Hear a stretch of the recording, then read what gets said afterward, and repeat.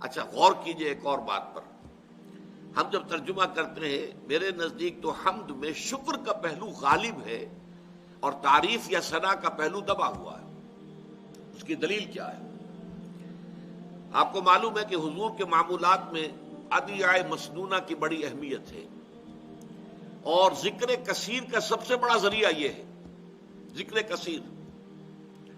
وَاذْكُرُوا اللَّهَ ذِكْرًا كَثِيرًا لَعَلَّكُمْ تُفْلِحُونَ، اللہ کا ذکر کثرت سے کرو۔ اور کہا جاتا ہے قیاماً وقعوداً وعلیٰ جنوبہم، کھڑے ہو کر، بیٹھے ہوئے، لیٹے ہوئے اللہ کا ذکر کرو۔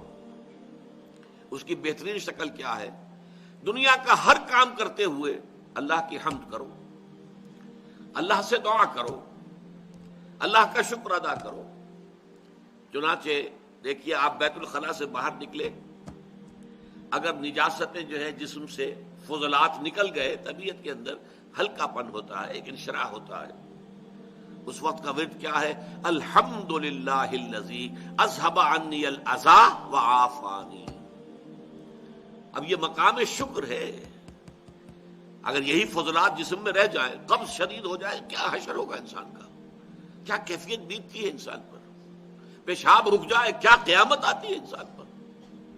اگر اس کا احساس و ادراک ہو تب یہ جو لفظ نکلے گا الحمدللہ الذی اذھب عنی الاذی وعافانی، کل شکر اس اللہ کے لیے ہے جس نے مجھ سے ان اذیت بخش چیزوں کو دور کر دیا۔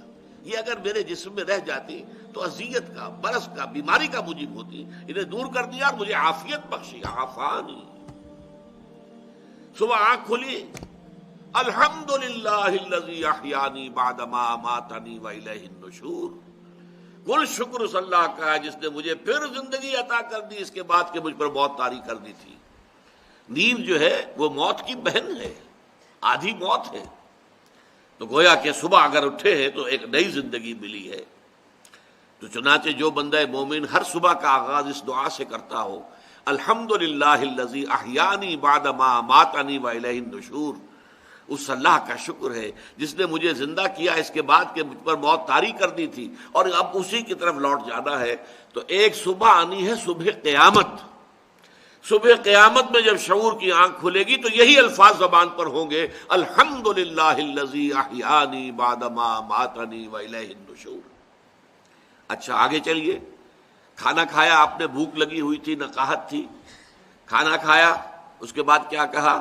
الحمدللہ الذی اطعمنی وسقانی وجعلنی من المسلمین۔ ان دعاؤں کو آپ دیکھیے، یہ مقام شکر ہے۔